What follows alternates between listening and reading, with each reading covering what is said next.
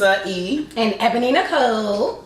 And that's Epinions. Like, instead of opinions, Epinions. You get it? Yeah. Right. So this is our first podcast, and I'm so excited because this is something I always wanted to do. So I just wanted to start out. I think we should start out with like introduction. Yeah, introduction and where we want to go with this, right. And what's our like mission with this, and just in life, period. So I'll start first. My mission for this is to like end for life, and for 2020.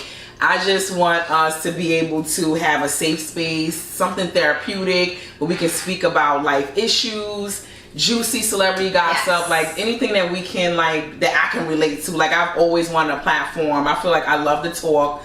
My major is forensic psychology. Like I love to talk. I love to overanalyze things. Like, and I just think all of that, like I'm not in therapy, but I still think you can do a lot of preventative measures so you don't end up in like a psych ward. Like we all could be close to like going over the edge. Yes. But we can take, whether it's a vacation, whether it's talking to somebody, being in a safe space, we can always like have something and a person, a thing where we can just feel free to talk and be able to relate. So I just want to have like something with, you know, being able to uplift, empowerment, and just feeling like just being able to talk about whatever and anything. So that's just my objective for 2020 and for life, period. Okay, so my vision of the podcast is basically to have open and honest conversations with the listeners. Definitely to uplift, encourage, enlighten. And you know, I was telling my girl that I definitely want this platform to be a safe zone for us, for listeners to come and know that there is no judgment zone here. We are here to encourage one another, uplift, and also bring the juicy topics that none of you guys want to talk about or shy away from. And I want it to be like all of us bouncing off of each other. Absolutely. Like you, me. Absolutely. Like I want to have callers and... Yes. Sorry, I'm interrupting you. Yes, no, you good, girl. Per usual. It's good. Per usual. But, so basically I want the listeners to engage in dialogue and share life issues. And, you know, I believe that our stories heal one another and we learn from one another. So welcome to Epinions podcast, and this is our first episode, and so we hope you guys enjoy. Yes. But then we got to talk about how we came here. Like, who are we? How do we know each other? Like, how do we get here? Do we just meet? Like, where you come from? I know. All right. So Leah, we're gonna tell you guys how we met, and I'm gonna give Elisa. And I know some good space too for friendships too. Like this is like us, like on our journey as friends and stuff like that. How long we know each other? Since like what 2005, like 15. What is that? That's 15 years, right? It's my math. Like 15, that's 15 years. Like 15 years. Yeah. So how we met, girl? Yeah, oh, okay. We met at a law firm. It was me, like, because I'm just so to myself. I'm like very like guarded. Whatever. So I just came in, and she was already at the law firm. She was already working there. So I remember I just came in. I saw this chick staring at me, like she looked me up and down. So I was ignoring her, like, why is she looking at me? Like always when I come in, her eyes is like looking. Whatever. So no, but really, like, it was like nice. Like I think we just like became like friends. Just like it just naturally happened. I think it's always naturally. It wasn't forced. It wasn't like, oh my god, I gotta be friends with her. It's just me. Like I always just, you know, going about my business, she going about her business, and then it was just like naturally, like we just started speaking, and then it just became like, okay, we went out to lunch, and then it just like, I lived in Harlem, she lived in the Bronx, so it was like, no, I was in Staten Island. No, I was in Harlem, you was in Staten Island. I was in Staten Island. Yeah, I was in Harlem then. And I remember, I was still in Staten Island, but I think I moved from Staten Island to Harlem, like shortly after. Like, cause then I remember I had my 30th birthday party. And then I remember being in Harlem during that time. I just remember it being like Harlem, and then we lived like, at that point we lived like 10 minutes from each other. Right. So, and then it just like took legs, and that was in 2005, and we here today on another journey. Yeah. So it's been like multiple journeys, and we're still here. Exactly. As friends. Well, let me tell my version how we met. she came in. I was her, oh, this new girl is starring, this new girl. So she comes in. I'm like, who is this big girl? Who does she think she is? Coming with them big back. But like she said. But you remember your friend though, that guy? Who? That weirdo. Like he might be watching. So let me not even. I'm not gonna go there. Let's not. Anyway. Yeah, let's not. I guess. Because he would be there with you too. But let's not talk about I him guess because we he might end up be watching. talking. He might not subscribe. So. We end up talking, having conversation, and we started going to lunch. We just clicked. Yes. You know what I'm saying? We just clicked. And then I remembered I had a tragedy that happened in my life, and we just Tune in met. later because we're gonna talk about that. That's gonna be therapeutic for us. And what made me really gel to her, like, damn, she's the real one. She came out and supported me to the fullest.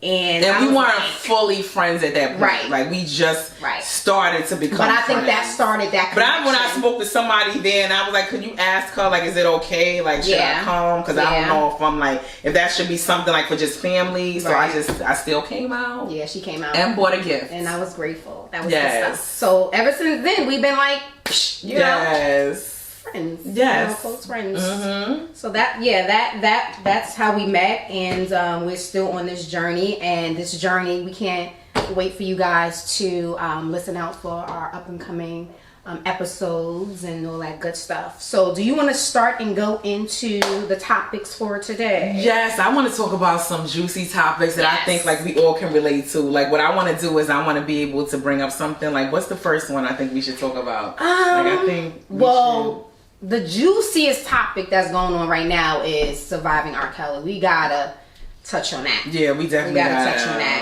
that. As you guys know, R. Kelly he's locked up. Yeah, he's locked up. He's in federal prison. And they put out part 2 of Surviving R. Kelly, and they have some of the survivors talking and telling their stories. What do you feel about part 2? Or part 1. Do you believe these girls? Do you believe it's true to all of these girls that's allegedly saying that he did these things? I don't know if it's like I feel like so like conflicted about it all because I feel like they all got issues, the mental health issues that need to be fixed. Like I just don't know if R. Kelly should be in prison. Like I just feel like he has issues in his life that he got molested. Like it's something that needs to be taken care of and what set him on this path. I don't know if it's fixable, but it's something that he needs to figure out, like what went wrong. And I just think I do believe the women, but I just believe like they were young, like so you can't really blame them. I mostly put the blame on their parents. Absolutely. So I just think it definitely had a lot to do with money with the parents. Right. I feel like with the kids, the girls, that wasn't money. I think with them, it was more so wanting to be loved and just the star status of being a part of the R. Kelly world. Like that status alone, and then the control issue. I think they had a lot of daddy issues. Like it's so many components to like what was going on in that I don't know. I just feel like, but I'm not like, oh, let's kill R. Kelly, let's bury him. Like I'm just not. I just feel like he got so many issues, and it just all stemmed from his childhood. Deeper. Yeah, it's deeper than.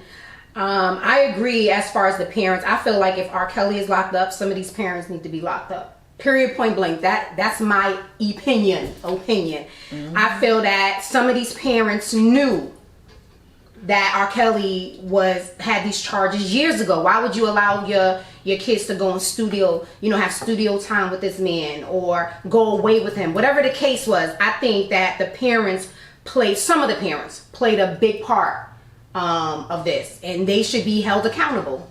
That's how I feel. I just don't know if any of them should be in jail though. Like I don't know. I'm speaking from like a mental health standpoint. Like I just feel like maybe the parents, I don't know if their issue is mental health, not them. But I don't know if they should be in jail for just being like money hungry, because there's so many gold diggers out here. There's so many people after money. I'm just saying everybody needs to take accountability. I think so too. I do think they should be held accountable, but I just don't think like they should. Because it starts first with the parents. I'm telling you. If that was my daughter, what you gonna wear with R. Kelly? You ain't hear them charges he had like a few years. Like no, my kids would not have been in. No, I don't care who you are, what type of career you want to achieve. No, I just went and But I just think in some instances where, like, look at Jermaine Dupri and Chris Cross. Yeah. Like, he and Little Bow Wow, like, and Usher, like, he took them on when they was, like, young. Yeah. But it just so happened, like, why are those parents not, like, why is no one looking at them? Like, how can you let your kids go with him? Jermaine Dupri could have molested them. They could have been molested by any. They could have had an R. Kelly situation. But no too, charges was up against. I know, but that's the thing. But no, different. But that's what I'm saying. The parents, those parents, like, I think all of these parents, they hope for the best. They hope to come out of their money issues, and they hope to find stardom. And if it's through their kids, they're gonna take that risk. But I just think with them, they took the risk, and it just went way left. Whereas with, like, Chris Cross, Usher, Little Bow Wow, they all was like, it turned out good. They didn't get molested. They became like superstars, and look at how young they started, and they still relevant today. So I just think, like, I don't think the parents should be like, I just think, like, they wanted the best for themselves and the best for their kids, and then it just got real fucked up, like, from that point. Like, so I just don't know if they should be, like, killed and buried either. Like, I'm just conflicted about it. Like, I know everybody else hates R. Kelly, and I guess too, you gotta have kids. Got issues. I think you would have to have children to really understand. Or, you know what I'm saying? Yeah. You would have to have a child of, like... Yeah, if I had, like, a little girl and or a 14-year-old, then it's like, oh my God, like, she did that. Like, that happened. Right. He did that, so he took advantage of her. Right. But he's damaged, though. Like, he's, like, that's like, you know, seeing someone who's, like, you know, mentally disabled, and they can't, like, get to a certain level. I can't expect them to So you give them a pass? Absolutely not. Yeah, but you have to take into consideration their disability. Exactly, but he knew he needed help. Back then when he married Aaliyah, they knew. I think they disabled him. But everybody around him knew. Everybody knew. Everybody knew this guy was sleeping with these young girls. Come on. No, I think everybody else definitely took the blind eye. And even his camp, some of the people in his camp need to be held accountable. I just think back then he should have got help. Mental health. That's what I'm saying too. Is real. Like, he needed help. Period. Point blank. He used to wait in front of. They were saying schools, waiting for these young girls to come out of school and have his security point them out. Like, something was wrong mentally. That's what I'm saying. I do think something was wrong, but I think the problem is he never got the help, and that's what a lot of problems. Right. That's what happens in life. Like, a lot of people. Like, I always say, there's so many undiagnosed mental health people, psychiatric people walking around here unmedicated. Like, and I think he's one of them. Like, he's undiagnosed. Whatever his issue is, a pedophile, whatever it is. He's not getting the help. Like, he should be. But I think this is a time where he should get the help. Like, I don't know if putting him in jail is going to help the situation. I feel you. Like, he's going to come back out. Like, I don't think they're going to lock him up forever for life. Like, I just think he's going to come back out. And is he going to really, he's still going to be the same. Right. But if he got help and to figure out, he got molested, like, he is continuing on the pain that happened. Like they say, hurt people. Like, he's continuing the pain. The cycle. Yeah. Yeah, so...